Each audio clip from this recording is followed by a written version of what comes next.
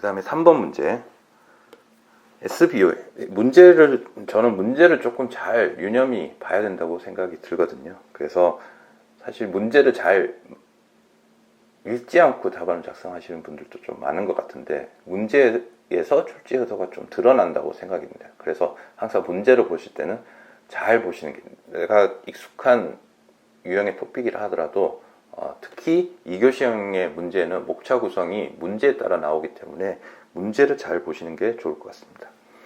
3번 같은 경우에는 문제가 SBOM에 대해서 설명하시오 라고 되어 있잖아요. 그래서 실질적으로 SBOM에 대한 설명이 들어가야 되는 거죠. 그리고 SBOM을 설명하면서 오픈소스 소프트웨어에 대한 취약점, 그 다음에 SBOM 기반 소프트웨어 관리 방안, 이 부분을 물어봤습니다. 저희가 지난번 제가 특강을 진행했을 때도 여러 가이드 특강도 했었는데, SBOM을 포함한 소프트웨어 공급망 보안 강화에 대한 가이드도 특강 때 진행을 했었는데, 이 부분을 참조를 하셨거나 그 다음에 그 가이드를 잘 숙지하고 계신 분들은 좋은 답안을 쓰셨을 거라 생각이 듭니다. 먼저 오픈소스 보안 강화를 위한, 그래서 이제 목차를 이제 SBOM을 설명하시오 했으니까 SBOM의 개요에 대해서 먼저 작성을 했습니다. 그리고 두 번째, 오픈소스웨어의 소프트웨어의 취약점, 어떠한 취약점이 있나, 오픈소스 소프트웨어에 대한 어떠한 취약점이 있나, 이 부분을 문제에서 물어봤고, 그러면 SBOM 기반으로 어떻게 오픈소스 소프트웨어를 관리할 수 있냐, 이것을 답안을 작성을 했습니다. 마지막으로 4단락에는 그 소프트웨어 공급망 보안 가이드라인에서 나왔듯이 SBOM 기반으로서 국내에서 소프트웨어 공급망 보안 활성화 지원을 위한 해당되는 내용들을 간략하게 설명을 해서 해당 가이드라인을 숙지를 하고 있다는 측면으로 답안을 작성을 했습니다. 먼저 SBOM이라고 하는 것은, BOM이라고 하는 것은 비일 오브 머티리얼로 실질적으로 명세서를 얘기를 하죠. 명세서를 얘기하는데, 이제 E보험, M보험, 엔지니어링 BOM, 그 다음에 매니팩처링 BOM처럼 해당되는 BOM들이 어떠한 측면에서 명세서를 가지고 있냐라고 하는데, 사실은 SBOM은 이제 소프트웨어에 대한 명세서가 되겠죠. 그래서 소프트웨어에 가지고 있는 각종의 데이터, 저작권, 라이선스, 기타 버전, 식별 번호, 이런 부분들이 실제로 BOM의 명세서에 들어갈 내용들이 되겠죠. 그래서 소프트웨어 관련된 각종 명세 내용들이 들어간다. 이런 것들이 SBOM이라고 보면 될 것 같습니다. 그리고 오픈소스 소프트웨어의 취약점에 대해서, 일단 오픈소스 생태계에서 발생할 수 있는 위험 요소, 그 다음에 생태계를 떠나서 실제적으로 오픈소스 소프트웨어가 가지고 있는 보안 취약점은 어떤 것이 있냐, 이런 것을 설명을 했고, 생태계 측면에서는 이제 관리적 측면과 기술적 측면으로서 실제 오픈소스 생태계에서 발생할 수 있는 문제, 최근 좀 많이 출제가 예상이 되는 이 양립성 문제, 이런 부분들, 그 다음에 컴플라이언스나 거버넌스 문제, 이 부분들이 오픈소스에는 상대적으로 좀 취약한 부분이 있고, 기술적인 측면으로서도 여러 가지 보안 위험 요소나 그 다음에 업데이트나 패치, 이런 부분들에 대해서 취약점이 존재하게 되죠. 이런 부분을 큰 카테고리로 두 개로 나눠서 실제 생태계에서 발생할 수 있는 위험 요소를 설명을 하고, 그 다음 나중에 이제 나올 SBOM 기반 관리 방안과 연계되듯이 보안에 대한 위험 요소가 있죠.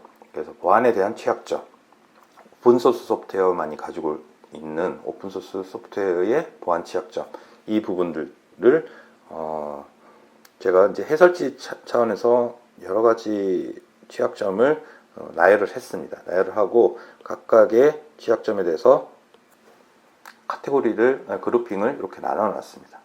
그래서 실질적으로 많이 이제 우려를 하는 부분들이 이 의존성 부분들이 많이 이제 취약점으로 드러나죠. 그래서 이런 의존성 혼돈 때문에 공격 사례들이 많이 발생을 하고, 그 다음에 실질적으로 코드 접근성이 오픈소스이다 보니까 이제 실질적으로 많이 알려진 취약점으로 공격에 취약을 한 부분이 있죠. 그리고 이게 오픈소스다 보니까 관리 측면에서 조금 상용 소프트웨어랑 다른 측면이 있기 때문에 뭐 패치가 지연된다든지 패치 신뢰성 이런 부분 때문에 보안의 취약점이 존재를 하고 있습니다. 그래서 그러면 앞에서 설명한 SBOM의 개요랑 SBOM 기반으로 그러면 오픈소스 소프트웨어를 어떻게 관리할 수 있냐, 이 관리 방안에 대해서 작성을 하였고, SBOM 기반 소프트웨어 공급망 보안 강화 방안, 그리고 소프트웨어 관리 방안, 이렇게 나눠놨습니다.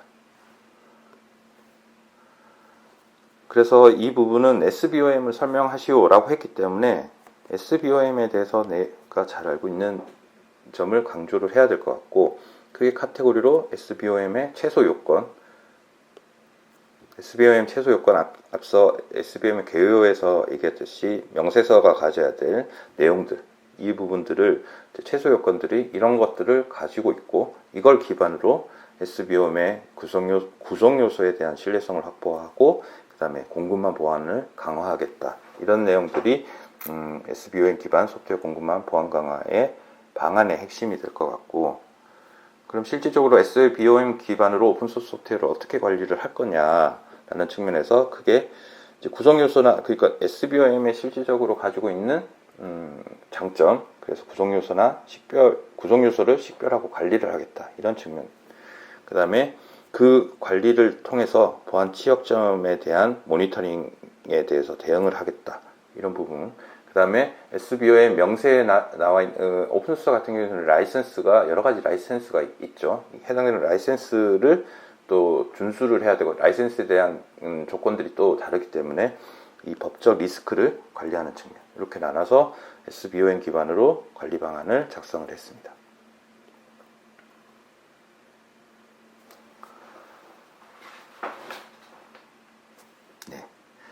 그래서 SBOM 기반에서 이제 소프트웨어 공급망 보안 활성화를 국내에서 지원하는 사업이 이제 우선 SBOM의 도입, 이 부분을 이제 잘 할 수 있어.